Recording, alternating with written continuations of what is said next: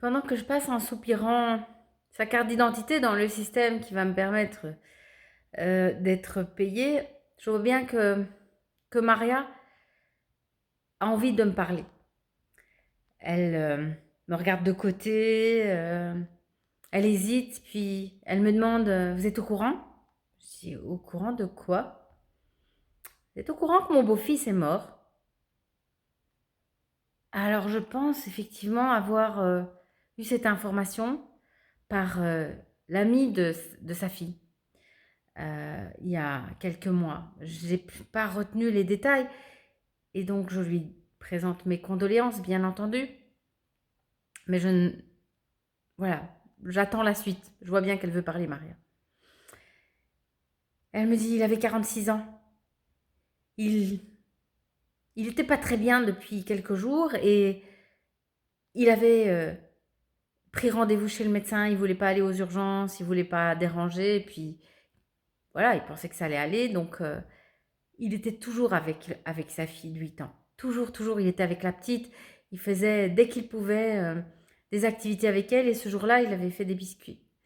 Il avait fait des biscuits et la petite avait un rhume. Donc, il s'était dit, bah, je vais la prendre avec moi pour aller chez le médecin.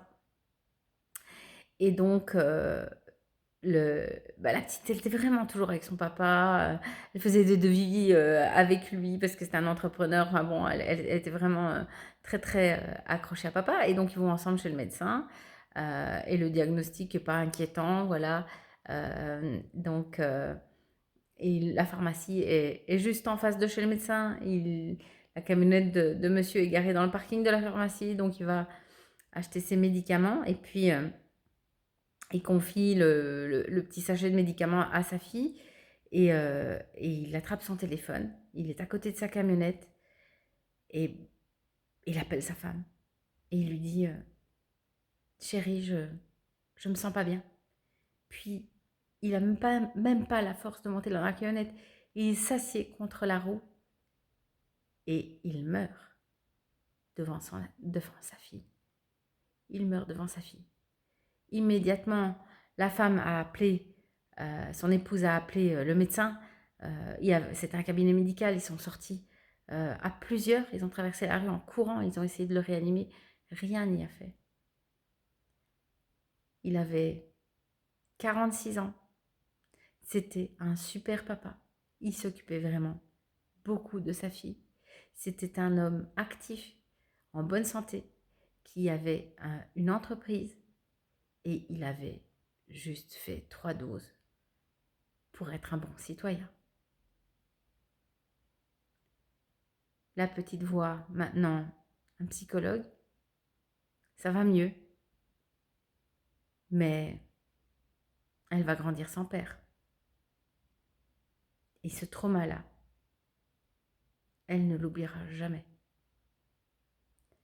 Qu'avons-nous fait à notre humanité avec ces vaccins expérimentaux?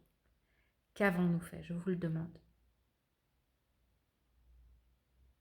Si vous avez des symptômes, quels qu'ils soient, ne laissez pas votre médecin écarter d'un revers de la main l'hypothèse que ça pourrait être dû à un médicament. Tous les médicaments ont des effets néfastes. Tous les médicaments ont des effets secondaires. Vous pouvez être allergique à un produit auquel personne d'autre n'est allergique. Vous pouvez avoir des fragilités que d'autres n'ont pas. Nous sommes tous différents. Le médecin doit, dans son diagnostic différentiel, se souvenir que même les vaccins sont des médicaments. Il faut maintenant absolument que mes confrères et consoeurs acceptent de regarder le problème en face et mettent dans leur diagnostic différentiel les effets indésirables dus aux injections anti-Covid. Si vous voyez que le médecin refuse d'explorer cette piste, vous devez changer de médecin. Il en va de votre santé. Il en va de votre vie. Soyez extrêmement prudent et soyez très attentif à votre corps. Il vous parle, ne l'oubliez pas. Des solutions, nous en cherchons. Des solutions, nous en trouverons. Mais il faut accepter de regarder le problème en face. C'est indispensable et c'est comme ça qu'on progressera. Tous ensemble. C'est vous, les patients, qui réveillerez vos médecins.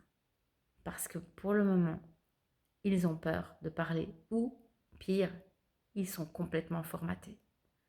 Donc, faites-vous confiance, parlez et exigez qu'on cherche aussi du côté des effets indésirables des traitements. Et soyez très très très prudents, mais soyez aussi très positifs. Nous cherchons, nous trouverons. Je vous embrasse.